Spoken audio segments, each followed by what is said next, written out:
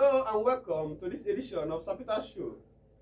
Today we reflect on the theme, Educating Our Children, the Key to Securing Tomorrow. Several years ago, Martin Luther King Jr. warned us that we can't trample upon the right of God's children and expect to profit from it. Unfortunately, in Nigeria, we have over the years trampled on the rights of God's children. We have denied them education up to the tune that 13.5 million of them are no longer in school. The position of Sapita Show is unwaveringly clear. It is entirely wrong to rob children of the opportunity of development. It is an abomination without comparison. There is no way we in Nigeria will continue to trample on the rights of God's children by denying them education and expect to profit or benefit from it. We are essentially destroying the future of this country. For these little ones are the future of tomorrow. But all is not gloom.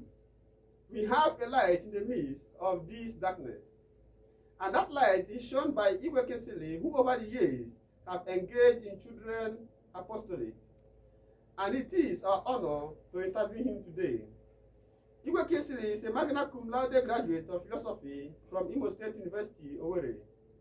He is the director and principal formator of Systematic School for the Gifted, 𝘠𝘪𝑗𝑒, Imo State. Popularly known as the monk, and true to his calling, 𝒂𝒓𝒕𝒊𝒏 has consistently been known to devote himself to raising morally shaped, educationally excellent, and futuristic world changers. Please, the monk, welcome to the show. Yes, thank you, sir. God bless you. Okay. So, can you tell our audience a little bit about yourself? Yes, my name is Brother 𝒂𝒓𝒕𝒊𝒏. Brother 𝒂𝒓𝒕𝒊𝒏 is a formator of children. I have coordinated children in so many places. While I was in secondary school, I was appointed Catholic coordinator, was in charge of every Thursday's moral instruction, after which I finished my secondary school. I moved to Abuja. In my parish, 𝑚oniker Catholic Church, I coordinated children in 𝑏𝒐𝒅'𝒔, which by the time I joined them, there weren't a number of children there, just few children were coming for prayers or coming for 𝑏𝒐𝒅'𝒔, but as God may have it, my presence, by God's grace, motivated a lot of children to start coming out for prayers. And from Abuja, I moved down to Lagos, Our Lady of Fatima. There, I also got myself involved with 𝒊𝒏𝒈𝒔 and Legion of Mary. And by God's grace, children start taking interest to come out for prayer. To the extent that they gave me a very good gift there, looking at the way we interact, the way we carry out our programs.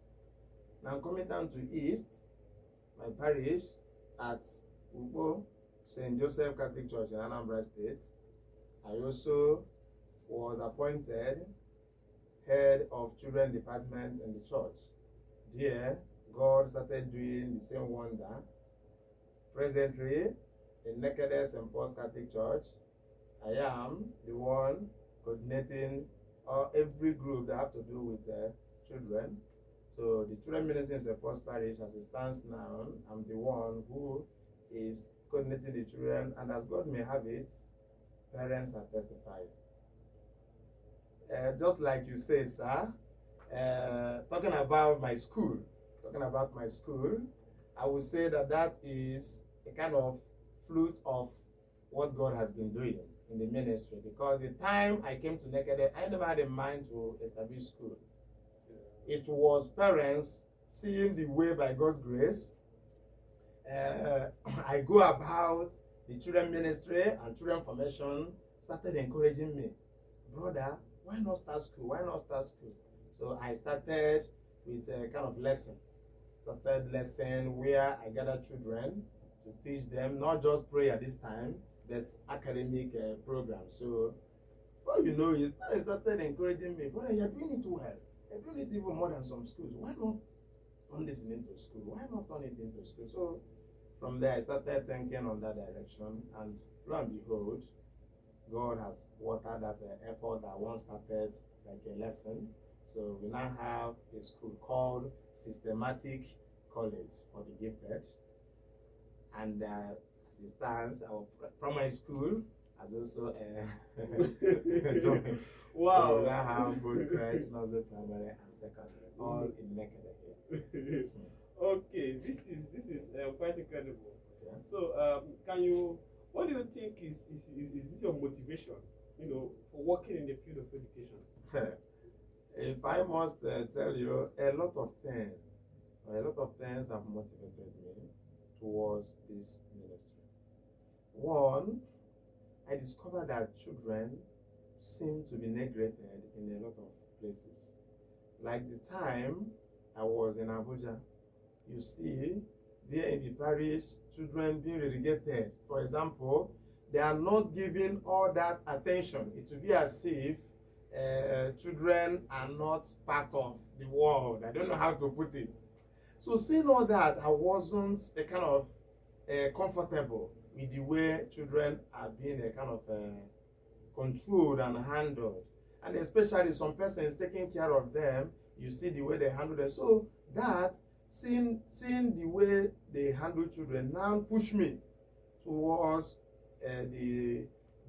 towards that apostolate of gathering children. So there I started gathering them, petting them, making them feel belong, making them feel special. You see, so I will tell you that the motivation came as a result of what I saw that happened around children. Yes, so that is one of the motivations. And another one is looking at the way some persons handle their mates. That is also another motivation, because looking at our society now, you see that some rich people, if I may say, really don't take care of their children, or some children they bring to help them. Yeah. Some families don't take care of them. So seeing the way they handle them, the way they maltreat them, that also motivated me to do what? To see a way to console them. So that is the thing. Wonderful. I must confess, this is very, very incredible. So, having schools, a college, and primary school, yes. Nursery, and even crèche, yes. Schools. So, what is your vision for systematic schools for the gifted? There are a lot of things that I wish to achieve. But first, I think of having a school where children can learn without disturbance, where they can learn in a cool atmosphere, where children will be taught in a sound moral atmosphere. So these are some of the things I kind of had in mind to bring out. So it was one of the things that we are heading towards achieving.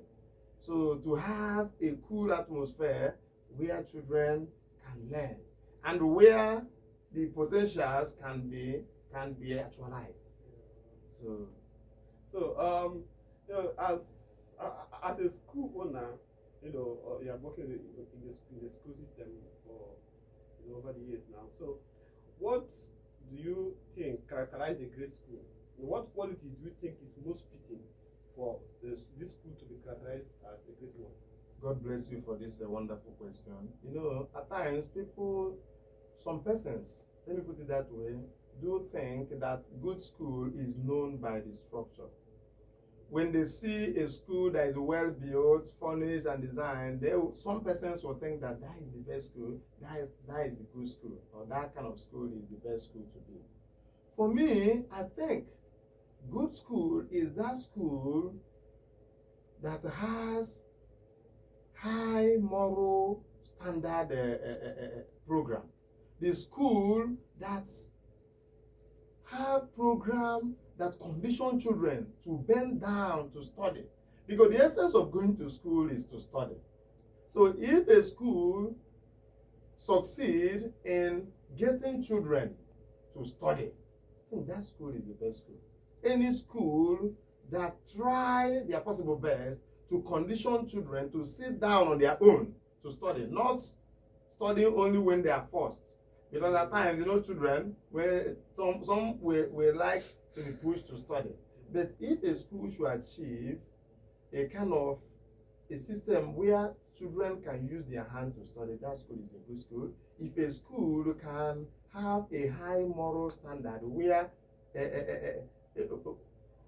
evil is called evil and good called good, that school is a good school, not all about the structure. You can get that kind of school in a kind of structure that people don't even value, you see. But I tell you, a good school should not be known by the structure, but what lies inside the school. And that should focus on academic excellence and sound morality.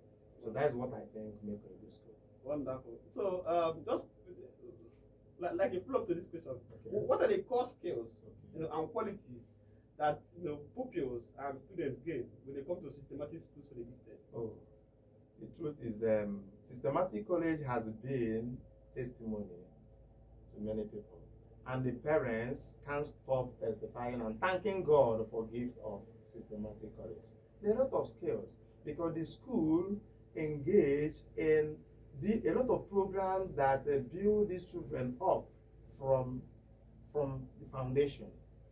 Just like in our nursery and primary school, we started by discovering area children kind of have special interest. You see, when you come to a class, you see there are some children that might have some qualities. Maybe some will always like to be beating drum, some will like to be singing, some will like to be reading. So there we'll start to observe them. You see, so we observe them from the onset to see what they kind of they found love or find joy doing.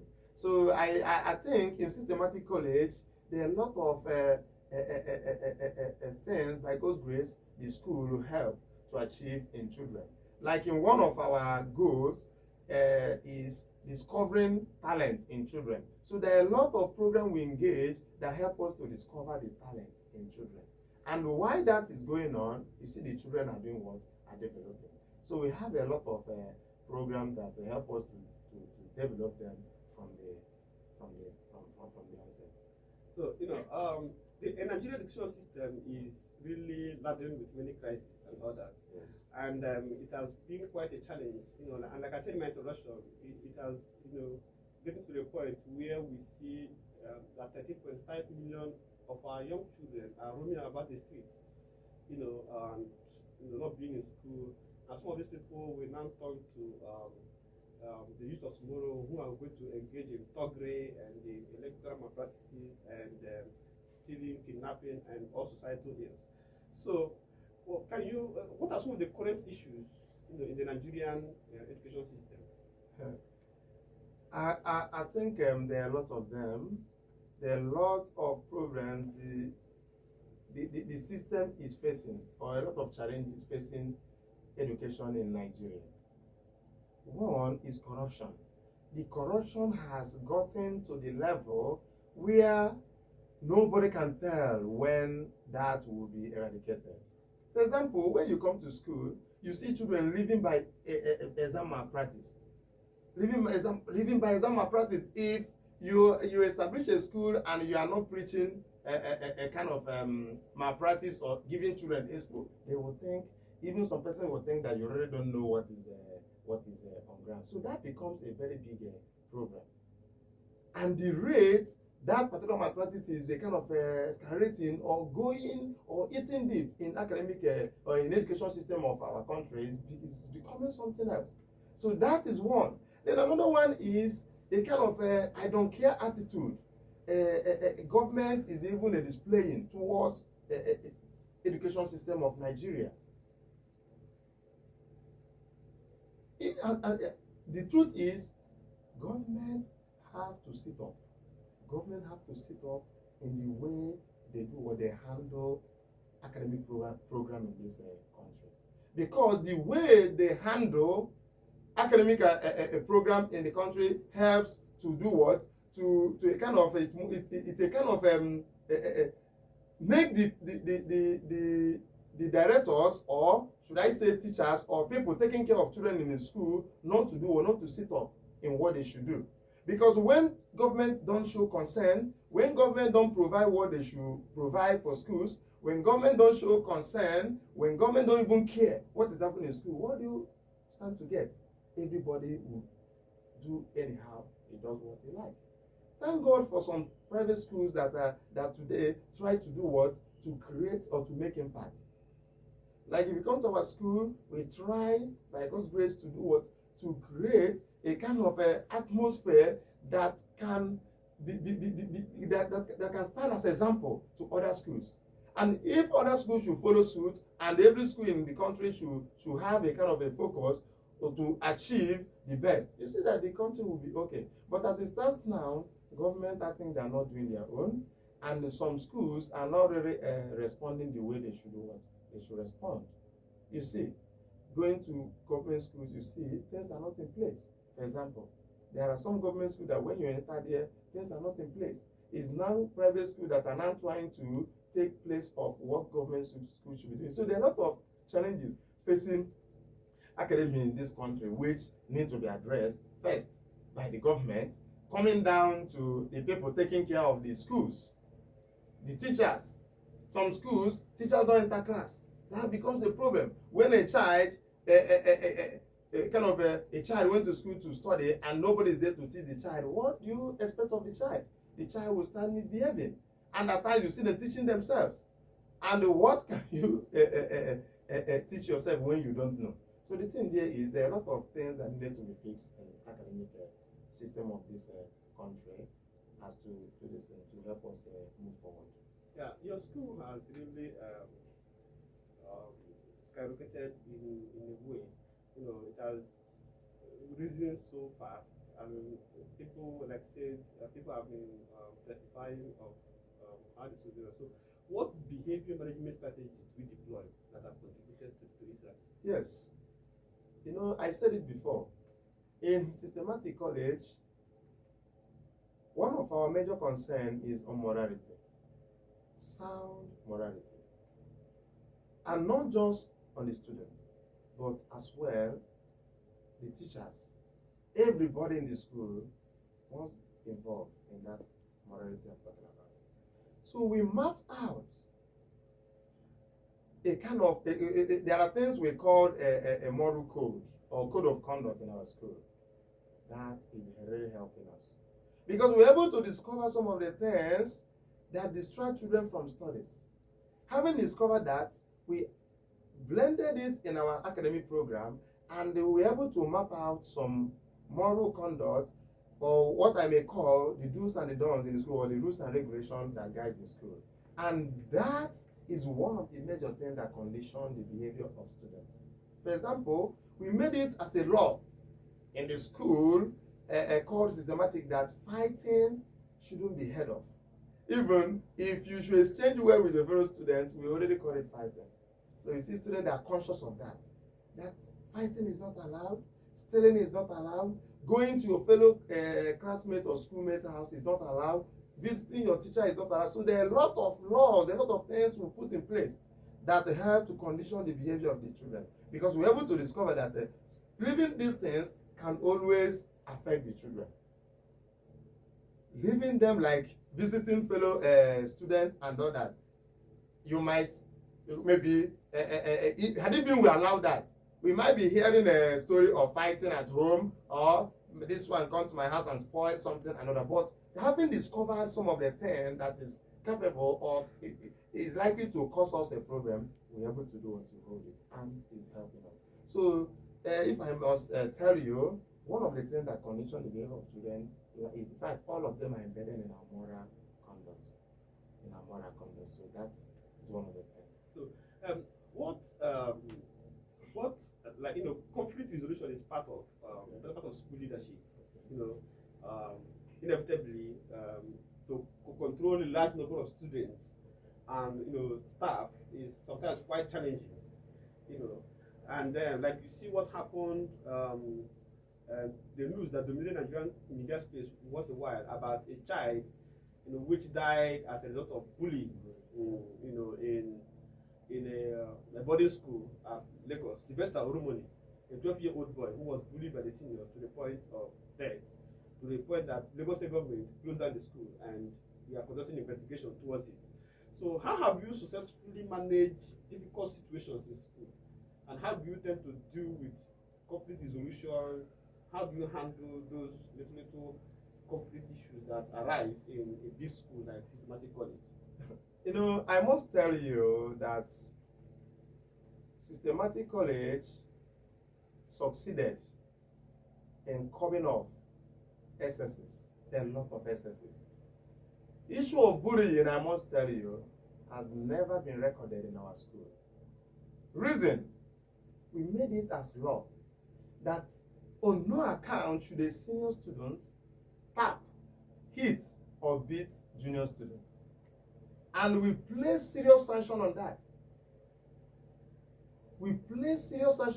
And that help to condition behavior of our senior student towards the junior. Now, you can never come to our school and hear that junior student insulted or is insulting the senior student. No, that sound moral formation is really helpful because it has helped us to condition the behavior of children. And once the behavior is conditioned positively, I tell you, the results can always do what flow. So the thing here is, talking of bullying is never heard of in our school, and we don't pray for that. And talking of conflict resolution, children, you can always hear this person hit me, or this person pushed me based on class level. You see, you can always hear that is bound to happen. You see, the thing here is that we have been dealing with the issue of resolving conflicts or issues. We made it that no child should keep malice with each other. You see, and the children they kind of formed in a way that they can always report issues. Once maybe something that is not acceptable happened to a child, the child can always approach the authority and do what and report. And once that is reported, we never neglected such. We can always do what? Respond by either calling the both party or calling the person in question, scolding the person, if possible, giving the person some kind of punishment that will help to do what? To correct such impression against the next time. So we have been doing that. We say that God has been helping us on that aspect to kind of resolve issues that is likely to trigger a problem in the school. And as it stands, the school is a peaceful school. The children are not fighting. Nothing like coming to school and going home with injuries and all that, because the children have been formed morally in a way that benefits them. So okay. That is it. Wow, wonderful. Yes. So, on what criteria, on what basis criteria do you judge yourself as successful as a school owner? When I think that question is something that one needs to be careful with, because the issue of tagging yourself success, I think is left for people to say whether you are successful or not successful. But I think looking at the way the affairs of the school is being run, not owing teachers, the children coming to school happily and going happily, and all that, I think we can say that we are, by God's grace, on the track and heading somewhere. And from what you said before, that people are testifying, having known the school very well, based on what you said, that people are testifying, is a sign that something good is happening in Systematic College, the school that by God's grace I happen to be the director. So that is it. But I cannot just put it to myself. I can't put it to myself that we are all that we have gotten to the level. I can't put it that we have gotten to the place we are aiming at. We are still on motion, and we hope to do what? To get to the place God wants us to get to. But we are growing. we are growing by God's grace. What has been your biggest challenges so far? Since the pandemic, what has been your biggest challenges so far? How do you manage? As a private school, we depend on parents to, clear their bills. You see, but in private school, you see some parents find it difficult to pay certain amount expected of them. You see, and that becomes a big challenge.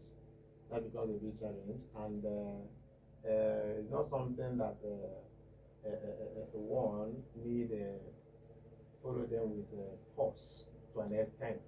In as much as we do engage in what is called a school drive, but you still pet some issues. So the rate of parents not responding to their family fees is one of the big challenge we are facing. And another one is trying to satisfy all the parents. There's no way you can satisfy all the parents.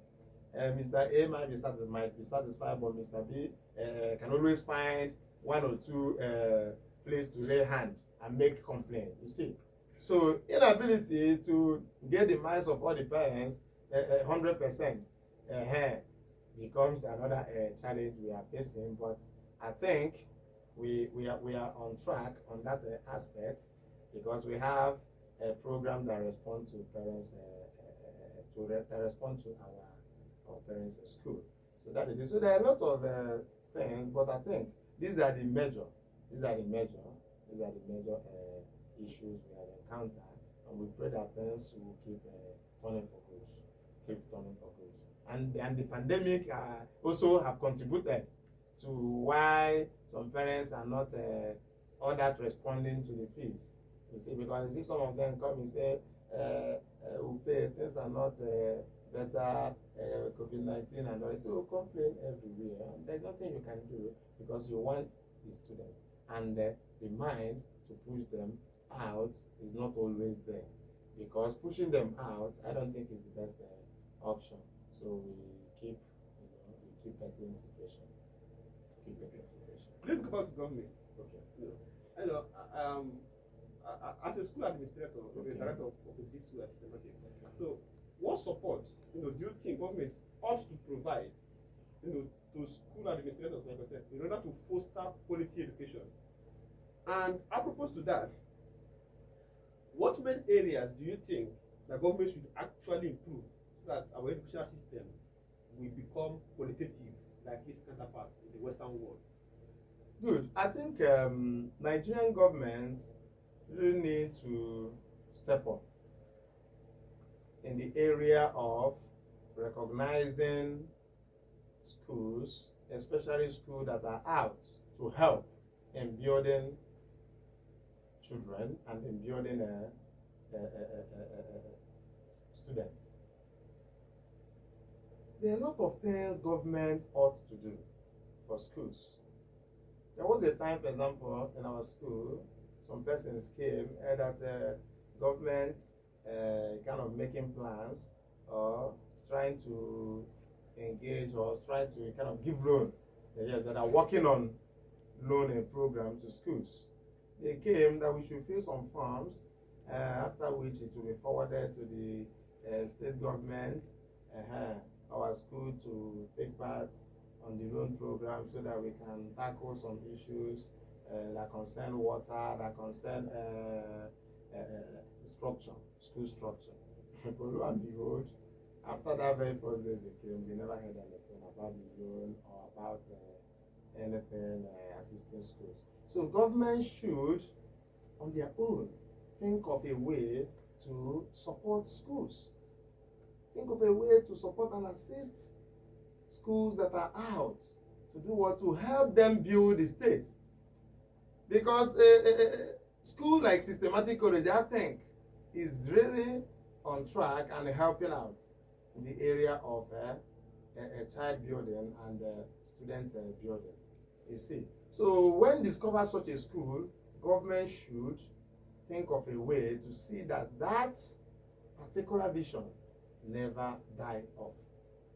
That is actualized. So they need to step up on that aspect on the area of assisting schools, either on the side of infrastructure or instead of providing them with books, or even fixing a kind of debate program or a program where children can come together like competitions. You see, all that can help to motivate children.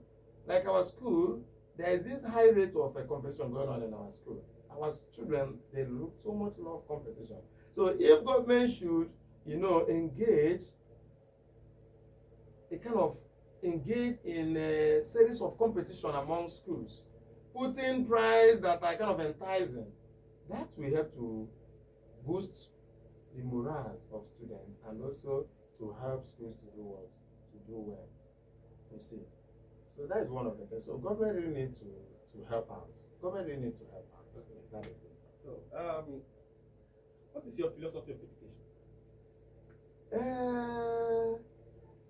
I think if I may say, it's still on my children kind of education, my children ministry. I think every child should be taught in a friendly manner, in a way. In fact, in a way that the child should feel free to come out to do what? To learn.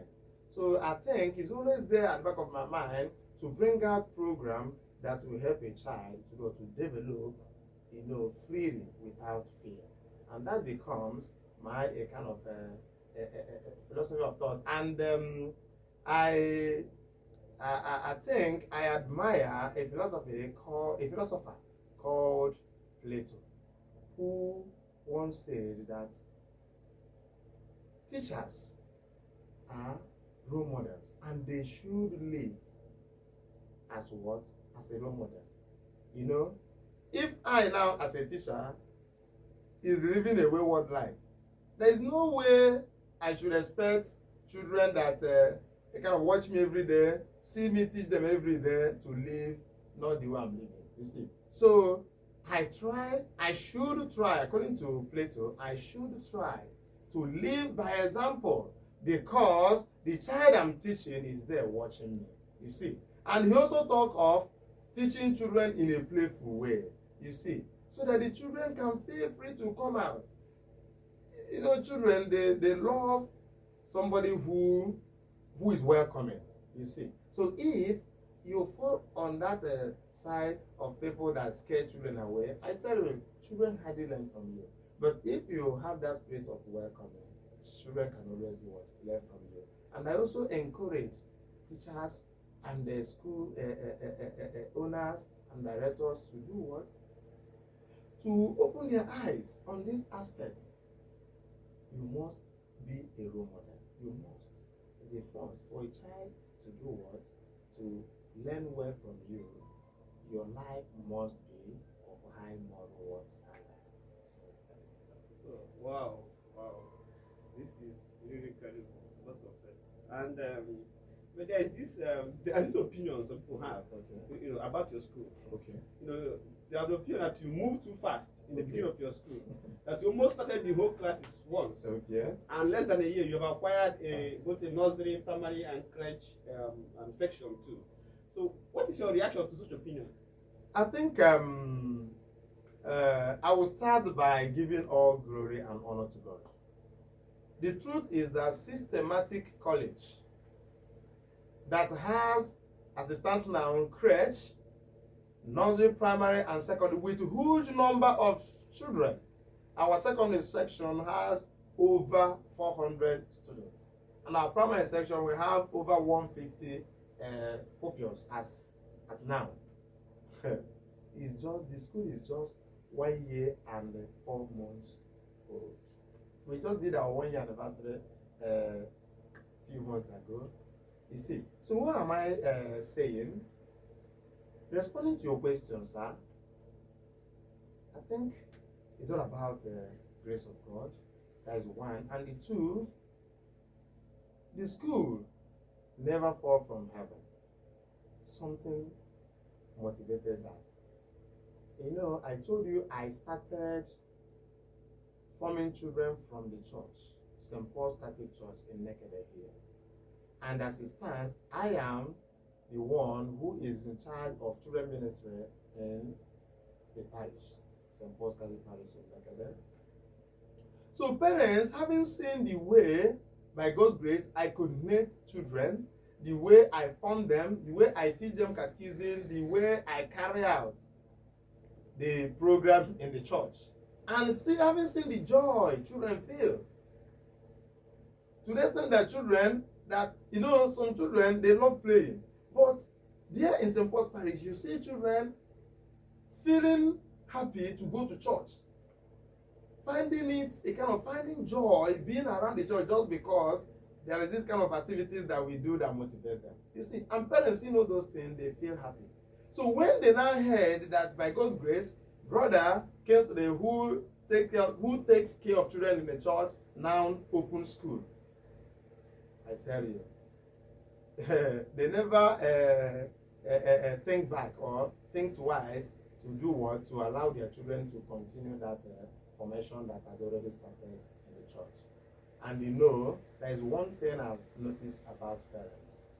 Once they see that their child, their child is responding, I tell you, they are too good, especially my parents, they are too good in preaching and propagating such good news. You know, when you ask them, where is your child? The place your child is, are they doing well? You see, my school parents telling the other parents that they are doing well, they are doing so, because they have seen, by God's grace, the kind of school they are looking for. So I think these are the things that trigger the speed inflow or what we are seeing in our school. Yes, because the thing started from the church, where parents have seen that we are sincere, seeing the mind we are using to form children, seeing that we are not out to do what? To molest the children, seeing that we are not out to do what? To devour these children. Rather, we are there to do what? To form them and to build them up for God and for the good of the society. So them seeing all that, they never thought it 2 times to do what? To bring their child. And while Mr. A will come and tell Mr. B will take C from there. In fact, it kept growing and growing. So that is it. And I must tell you that as it stands now, in as much as the school is just 1 year plus few months, the school has been registered with government approval because we have gone for that, and by God's grace we have gotten it. And as it stands, the school has 2 school buses. All came from the establishment of the school. It's not that we have special sponsors or people sponsoring the school, all coming from the school. So it's a thing to thank God. That's why I say it's all about grace of God. It's all about grace of God, and also the way, by God's grace, we run the school. Yes. So, what's your plan in the long term? Do you intend opening a university? Or do you want to focus solely on grooming adolescents and children? You know, the time I started with the lesson, it was parents who started telling me, brother, turn this thing into school. I first kick off with secondary school. So, seeing the way the secondary is growing, and parents seeing how, by God's grace, we carry out our program, they started asking and requesting for primary school. That's what gave birth to the primary school we are hearing of now. We started with secondary. We never thought of a kind of progressing to maybe nursery, primary, or outside that of secondary school. We started with only secondary school. And I must tell you, the time this school was about to be established, it was solely we hope to make it only secondary school. There's going to be secondary school. But the request started coming from parents that we should please think of opening a nursery primary, so that the students we already have in our school can that the siblings of the students we already have in school can as well join our school. You see it. So that is the thing. So from there we consider it, and today it is actualized. Okay. Yes, then on that side of university, maybe as we progress, if parents should start again to make requests that we should progress to university, I think if our strength get there, we can always do this thing. Wonderful. Yes. Once the strength is there, we can always progress to university. So, what are your final words to parents, teachers, policymakers, all engaged in the field of education? I think there's this one thing I would like to tell people who found themselves on education line of field. Sincerity is important. Sincerity. Children should not be neglected. We must be sincere to them. We must, on our own, take those children as our real children. So, one thing I'm telling people in education field is not to neglect children and to be sincere in whatever we are doing in this field. Because the children, they have sense. At times, some persons might think, do they know how far can they notice what is happening? I tell you, the children, they have sense and they can always narrate things, so they shouldn't be neglected. Rather, they should be encouraged. They should be encouraged and accommodated. So that's one thing I'm telling them, people who found themselves on education field. Wonderful. Children should not be neglected, and they should be encouraged and taken adequate care of. I thank you so much today for gracing this occasion and for the deep insight and knowledge which you shared with us. And to you, our viewers out there, as we interview these everyday heroes, who have shared their knowledge and how they continue to make the world better, may we learn from them on how we too can contribute in order to make the world better. Thus, our feelings must be quickened, our conscience must be aroused, our morality must be startled, our hypocrisy must be exposed, and the crime of compromising our children's tomorrow by educationally disenfranchising them must be forsaken and denounced. This particular edition on educating our children and securing the future of tomorrow is available for catch-up at 𝑐𝒊𝒏𝒈, and we urge you to watch, learn, click, share, and subscribe to our YouTube channel as we release more videos that will help you to become a better world changer. Thank you for watching.